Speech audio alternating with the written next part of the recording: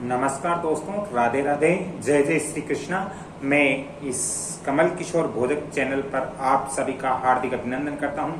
आप लोगों का बहुत बहुत स्वागत करता हूं। दोस्तों, जब हम अपने सपनों का महल बनाने के लिए, हम एक सुंदर सा मकान बनाने के लिए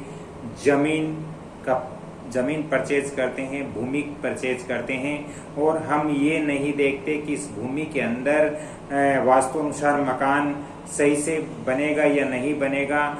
हम अनजाने में किसी तरह की भूमि खरीद लेते हैं, लेकिन बाद में पता चलता है कि इस भूमि के अंदर वास्तु अनुसार मकान नहीं बनेगा। तब हमें अफसोस होता है, हमें खेद होता है कि हमने कहां से ऐसी जमीन क्यों ली। दोस्तों, भूमि लेने से पहले आपको भूमि का परीक्षण करना बहुत जरूरी है।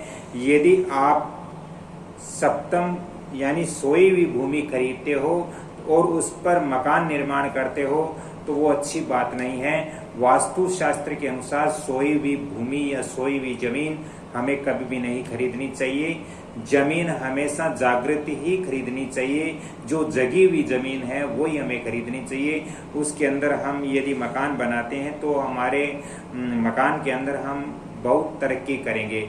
यदि सप्तम यानी सोई हुई भूमि के अंदर मकान बनाते हैं तो हमें जीवन भर परेशानियां होगी।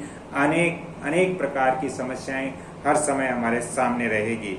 दोस्तों, भूमि का यदि परीक्षण करना है, निरीक्षण करना है, तो मैं आपको एक चीज बताता हूं कि आप अपने जो जमीन खरीद रहे हो उस जमीन के ईशान कोण यानी पूरब और उत्तर के बीच का जो कोण है, ईशान कोण है, उस ईशान कोण में आपको एक हाथ गड्ढा करना चाहिए। एक हाथ गड्ढा करके उसके अंदर पूरा पानी भर देना चाहिए।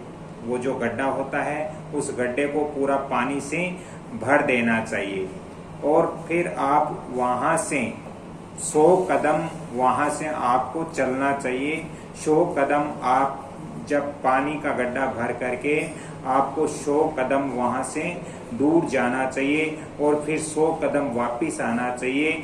इस बीच में आपको ये देखना चाहिए कि उस गड्ढे में जो पानी आपने भरा है वो यदि पूरा सूख गया है और उस गड्ढे में दरारें पड़ी हुई हैं तो ऐसी जमीन हमें नहीं खरीदनी चाहिए। यदि हम 100 कदम चल करके वापिस आते हैं और उस गड्ढे के अंदर यदि कुछ पानी यानी आधा पानी गड्ढे का खत्म हो गया या खाली हो गया या नीचे धंस गया तो ये समझना चाहिए कि वो भूमि कभी हमें बेनिफिट देगी, कभी नुकसान देगी। यानी ऐसी जो जमीन है उसके अंदर हम घर बनाते हैं तो उस घर के अंदर कभी खुशी कभी गम वाली सी बात रहेगी। कभी घर के अंदर शुभ होगा, कभी अशुभ होगा। यदि आप 100 कदम चल करके आते हो,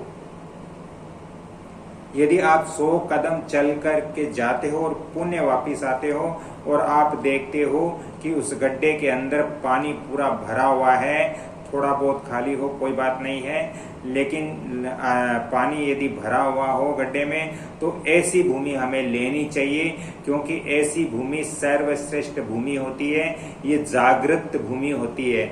ऐसी जमीन के अंदर मकान बनाने से हम दिन प्रतिदिन तरक्की और उन्नति जरूर करेंगे। तो आज इस वीडियो के अंदर मैंने बताया कि हमें भूमि की जांच करके फिर हमें लेना चाहिए।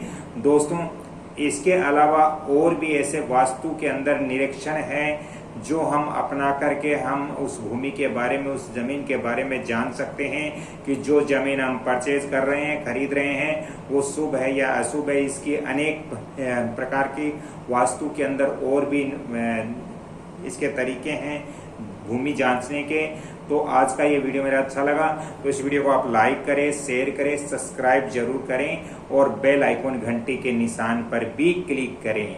दोस्तों, यदि आपको ज्यादा ही वास्तु और ज्योतिष की जानकारी चाहिए तो मैं आपको फोन नंबर भी दे रहा हूं, आप परामर्श ले सकते हो 7901718402। राधे राधे, जय जय श्री कृष्णा। अगली कड़ी में फिर मिलता हूं एक और वास्तु का टॉपिक्स लेकर। तब तक के लिए आपसे क्षमा चाहता हूँ। जय श्री कृष्णा, राधे राधे।